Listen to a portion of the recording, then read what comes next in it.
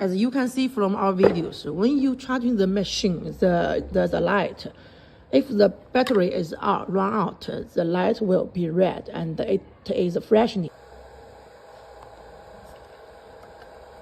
The light will flashing like this.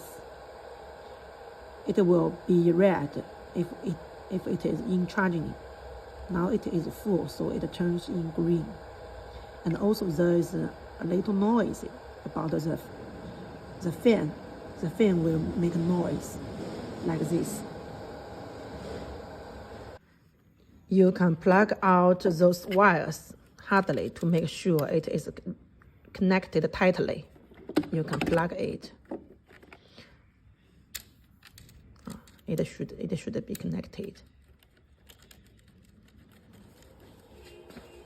Yeah, now the charger is making noise. The fan is working. So the very first thing is to make sure the charger is working like this, make noise, and the light is flashing.